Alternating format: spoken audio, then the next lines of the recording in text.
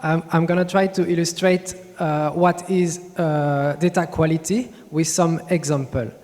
As you know, Open Food Fact is a collaborative project, so everybody can add or modify the data. So you can have some food product that looks like this, or you can have some food products that looks like this. And I think we all have seen such strange product. You can have some ingredient list that looks like this, or like this. Well, it's made up data, I did that by myself, but you get the idea. Sometimes you have good quality data, and sometimes you have less good quality data. And the whole challenge of data quality is to validate when the data is correct, or to spot when the data is not correct, and to spot why it's not correct. Why does it matter? Well, we want to tell the truth, we want to be transparent, and we want to correct our mistakes. There are some scientists doing research based on the database, so their result, their conclusion depend on the accuracy of the database. And as user of Open Food Facts, we would like to know how good is our data. The presentation will be split in two parts, improve the quality and detect quality issues.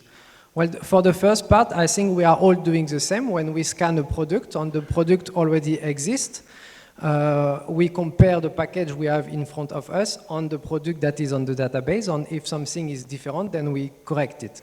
It's one way to improve the quality per product. Another way is to say, okay, I want to get all the errors that are referenced in the database, and I want to fix for all these errors, I want to fix all the product. And for that, there is the so-called data quality facets. You may have seen this on the website. It's at the bottom of the page.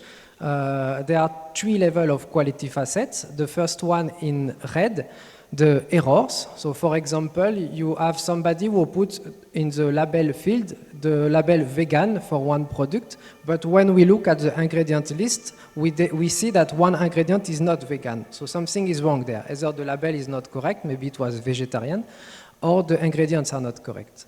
The second data quality facet in orange is the warnings. So in this example, you have for the ingredients, in English, EN for English, you have 5 vowels in a row. In some languages, this is unlucky that you have some words with 5 vowels. In some other languages, this is possible.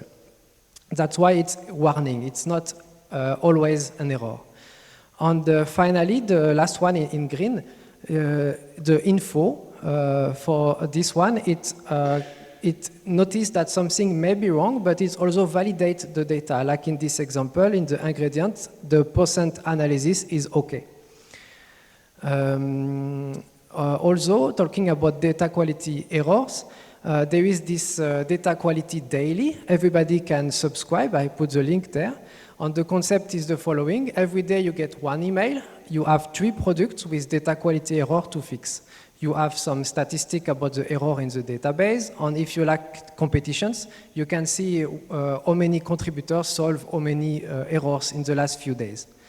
And this is the graph of the data quality errors in the whole database in % since December last year. Even if you are far away and you cannot see the numbers, you can see that it's decreasing. So it went from 6% to almost 5% today. And so if you are doing this data quality daily, and I think there are some people in this room who are doing it, so you can see the result of your daily effort. And all of this is based on the existing data quality facets. In parallel of this, there is some work to add more data quality facets, to add more errors and more warning. So I made this list from since last year. These are the new data quality error or warning. We will not go through the list. We can mention a few if you want. There is this vegan, non-vegan. This is the example I gave earlier for the errors. In the nutrition table, you have the energy in kilocalorie and kilojoule. When it's reversed, now you have an error for that. Or in the data quality, in the nutrition table, sorry. Again, if you have some negative values, you will get an error also. And you may think that you need some specific skills to work on data quality, on the data quality facets, but actually you don't need so much. Everybody can participate. If you fix some product every day, and you notice there is some recurrent errors that you fix quite often, and there is no data quality facet for that, then just reach us, come to us. So actually I'm the one talking now, but we are a group of people working together. We meet on a monthly basis, every first Tuesday of the month from 6 to 7. And we will be happy to be joined by more contributors. So see you next month on Tuesday.